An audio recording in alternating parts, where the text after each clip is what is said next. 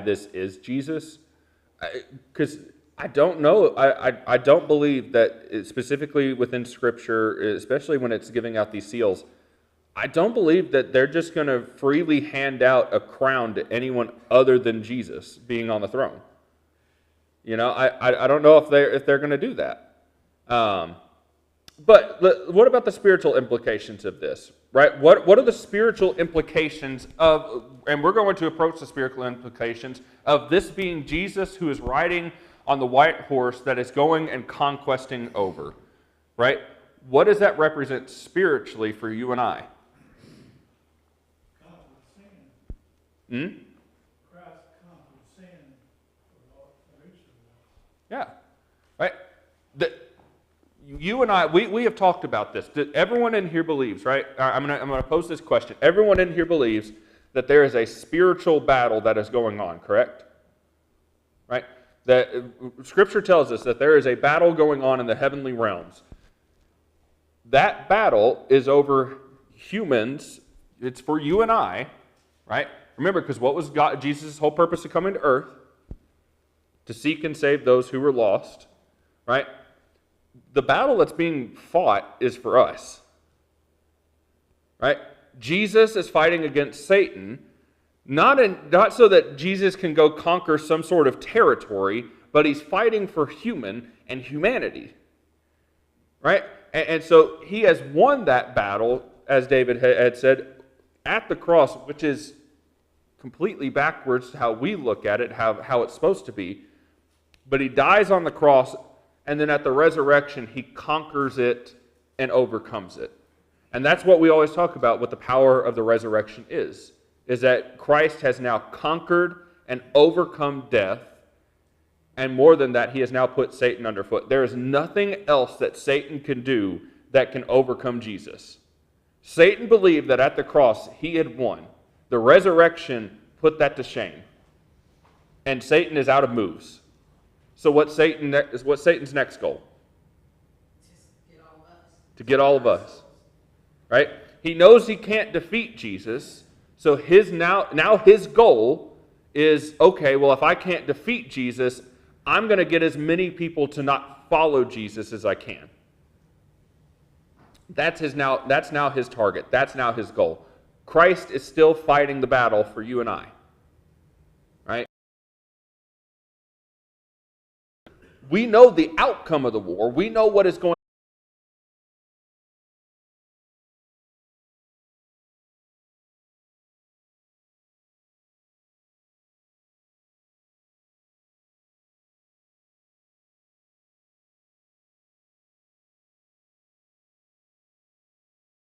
As someone who is going out to conquest that is leading that spiritual battle for you. I don't think you could put anyone, and let me rephrase, not that I don't think, I know that you could not put anyone better at the forefront of the battle. He is the person that you want leading your army, and he is. But you have to respond to that and be a part of that. So I believe the spiritual implication here is just as David had said, right? Christ has come through, he has conquered over sin and death, but now you and I also must go in and enter that battle against sin as well. You and I have to hold a responsibility in that. But we also know that the one who leads our army is also the one who has saved us from what is to come from it. Now, physical implications. This is where the historicists come in quite a bit. They look at this as being literally wars, invasions, empire building, political domination, and they look at it and say, well, we've seen this story play out of these military. Go back to Alexander the Great. We've seen it through Alexander the Great. We've seen it from the Persian Empire when they went in. We've seen it from the Greek. We've seen it from the Romans.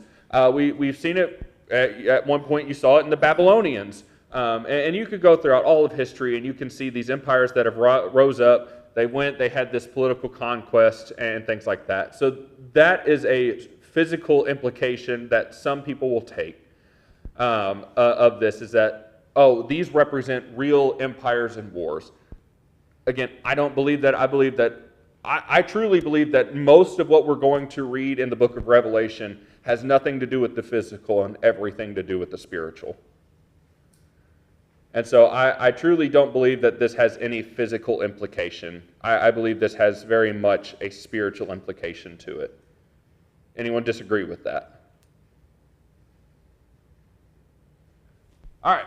Any questions on seal number 1? Any closing comments before we move on to seal number 2? Carson, like I said, I think a lot of the power is in the image. I think if the world was going to rewrite this first seal, it would describe a guy in a red suit with a white beard and a sack of toys riding on a reindeer. No, that is not. That is not. Yeah. Because that's the image we want. That the world wants to portray this. Yeah. We don't think of Jesus as a victorious general who's going out to war. Yeah. And so it is. And so I like what you said earlier. I think it is a different view that we have of Jesus. Because most of us, when we look at Jesus being the Lamb. And there's good reason to do that, and we should do that. But here in Revelation, especially when it comes to this first horse, it puts Jesus in ultimate authority and in conquest, which is very opposite what we normally view him as. But I think it's important that we do view that. I think it's important that we view Jesus that way. Not only is Jesus the Lamb, but he's the Lion and he's the conquestor too. And I like that song, and I thought about that song as well, Stan, that we sang at a church camp. Our Lord, our God, our conqueror. And he is. He's a conqueror who goes out to conquest. And he's conquesting for you and I. That's who's on our side. Any other comments on horse number 1? Because the second, or seal number 1, seal number 2 is about to flip completely on its head. You're about to go from a white horse to a red horse, and what represented this source of conquest and hope for you and I is now about to be flipped completely. Any other comments on seal number 1 before we jump into seal number 2? If not, then let's read verses 3 and 4. Will someone read that for me? When the Lamb opened the second seal, I heard the second living creature say, "Come." Then another horse came up, a fiery red one. Its rider was given power to take peace from the earth and to make people kill each other. To him was given a large sword. Wow, talk about a complete 180 from what you just saw in seal number 1. So the second rider is now riding what it describes as a fiery red horse, which I think I like the imagery that is brought up here. But a fiery red horse who's permitted to remove what? Peace. All right, and it's caused people to kill one another, and the rider carries a great sword. Now, there is a lot of symbolism here, right? What have we talked about when it comes to the color white throughout the previous chapters that we've talked about? White represents purity. White oftentimes will represent some sort of hope. Red, on the other hand, symbolizes what? War, bloodshed, violence. Complete opposite of what white represents. And so this text also specifically says that this rider, the one who rides this, has been given the ability to take peace from the earth. So if I were to ask you who the second rider represents, who would you say? Satan, right? I think this is the imagery that we get. Rider number 1 is Christ, who has gone out to conquest and who will conquest. But rider number 2 enters into the equation, and he is very real as well. Satan is very real. And what we are given here is that he has been given the power and the ability to take peace from the earth. He's the prince of the air. Yeah. This world. So I think we have to, if we view Christ as being the one who rides horse number 1, I think we have to view Satan as being the one as the one who rides the second. Right? So, view number one on this is Satan. Satan is the one riding the horse, and a lot of people will view this, and they will see this throughout human history. They will look at this and say, we can see Satan being the one that has come throughout human history, that has caused this war, this civil unrest, that has caused bloodshed, that has caused for this military conflict, because that goes back to, I will cause the people to what? Kill each other. And so we look at this, and it's very easy to see that this is Satan that is riding the second horse. Out of all of the horses, these two, right, I think these are the only two that we will actually have to look at and say, all right, who's riding the horse? The other ones, it's not going to be as much as who's riding the horse, but what is being done through the horse. But these two, I think you have to put a focus on the rider of the horse, because I think that's really what it points to. And so that's view number one, is that this is Satan and the infliction that he has put on the people throughout history, taking away the peace, causing them to kill each other through war, civil unrest, and military conflict. Now, the second view on this is this escalating end-time war. This is what is held by the futurist. This is what's held by the futurist view and the futurist interpretation of this. They believe that this is a literal global warfare that is going to take place. Here's the issue with that. When this revelation was written, what had not happened up to that point? World War I and World War II. Guess where we're still at? Right? The futurists would have believed that World War I, World War II, things like that, would have been the end-all, be-all of this escalating war that was going to take place, because they look and say, well, look, the whole world is coming to be involved in this war. Surely this means that the end is coming, and yet we've lived through both. We're on the other side of both. And so they look at it as this great end-time war that's going to happen, or this escalating end-time war. The issue with that is still, I don't think any of this is talking about physical things. I think physical things have come about from it, but I think this all goes back to a spiritual warfare that is going on, and spiritually things that are going on. So that's the futurist view. Now here's the idealist view on this. They believe that this is a symbolic judgment against the human violence. They believe that humans themselves are already violent to begin with. Now what's the issue with that? Did God create humans to be violent? No. They believe that humans were created, are already violent to begin with, and so this is a judgment against human violence that's already in place.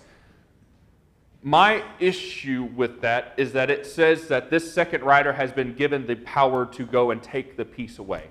Humans cannot have already been violent and a judgment against violence if the second rider had been given the power to go and take that peace away and cause men to kill each other.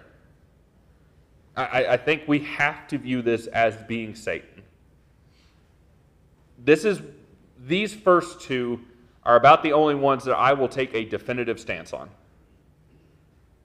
I think we have to view this as Jesus on the first and Satan on the second.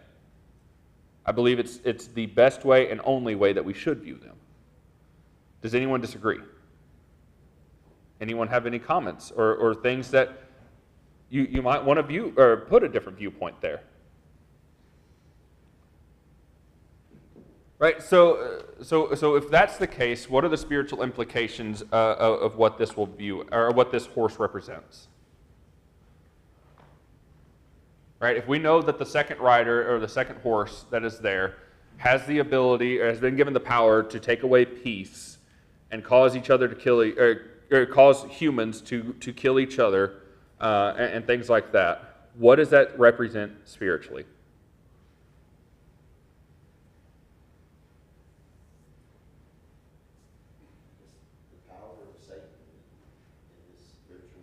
Yeah. You know, and I'm kind of wondering, Carson, you know, it might help us also to either thinking about, well, we're not gonna view this seal with a futuristic mindset, view this seal with, you know what, the seal. Yeah. It's all gonna fit together. Well, we can quickly see that this is just kind of describing this Mhm. It's a general good, the evil describes how it works. Yeah.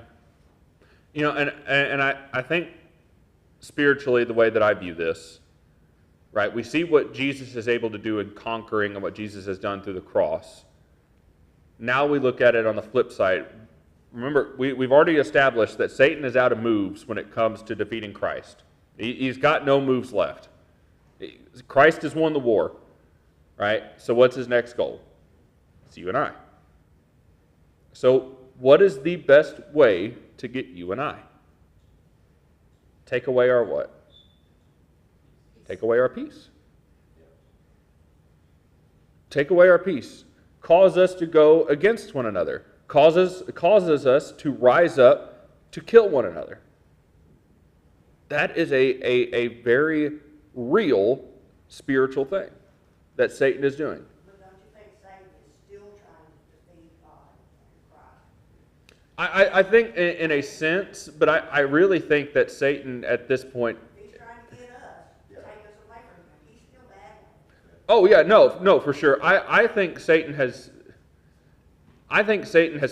shifted his focus on knowing ultimately. I think Satan realizes and knows that in the end, when Jesus comes back, he's done. I think he realizes and knows that.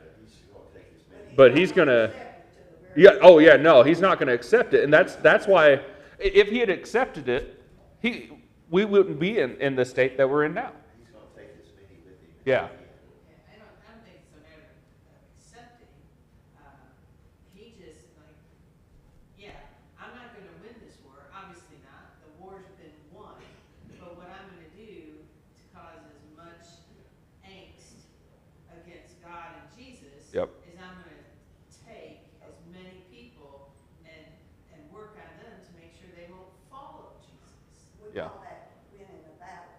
He's maybe winning battle. Yeah. He's winning the battle, but he won't win the war, and he knows it. And so his whole goal is, all right, if I take their peace and if I cause them to turn against one another, that is my greatest tool spiritually to keep them from following Christ. You know, Then I'll have their souls. Mhm. you know, and it fits so well, when Jesus is gonna talk on the Sermon on the Mount, when he's gonna talk about murder, what's he gonna talk about? Hate. Yeah. I tell you, if you hated your brother, you'd murder him. Yep. You know, he's Right. And I think that's why it goes to a lot of these things. Like that's why I believe most of what we read in the book of Revelation has nothing to do with the physical.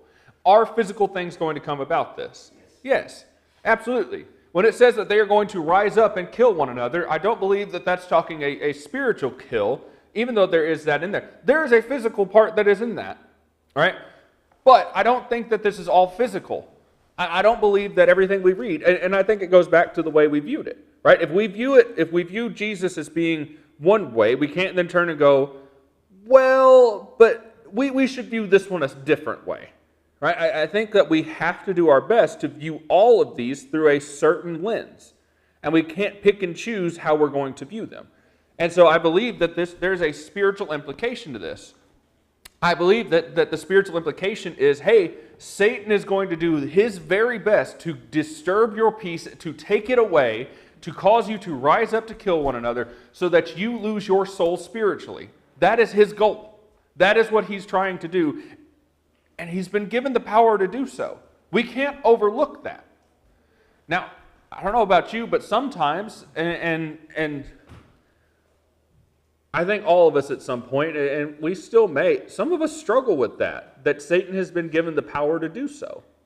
I honestly think that is one of the biggest questions that gets asked by Christians who are starting their spiritual walk is, well, why has Satan been given the ability to do so? When we read, why has Satan been given the ability to take our peace? Why has this happened? Why? Truth be told, the best answer that I can give is, well, because God gave him the ability. I can't speak for God as to why this has happened. You know, we do. We have choice that we have been given, and I heard y'all say that, and I think that's what it comes down to.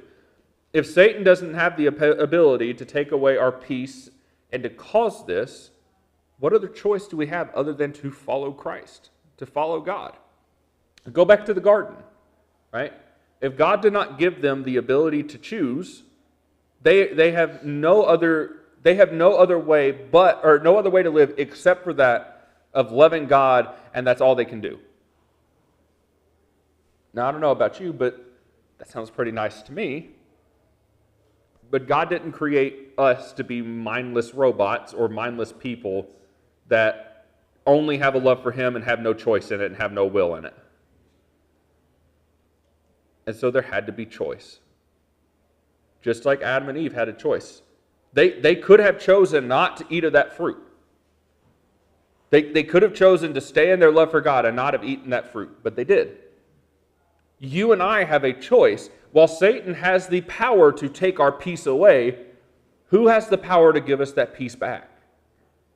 You and I have a choice. Are we going to allow Satan to come take our peace away? Or when Satan does come and take our peace away, are we going to go get it back through Christ? Well, you and I still have a choice in it.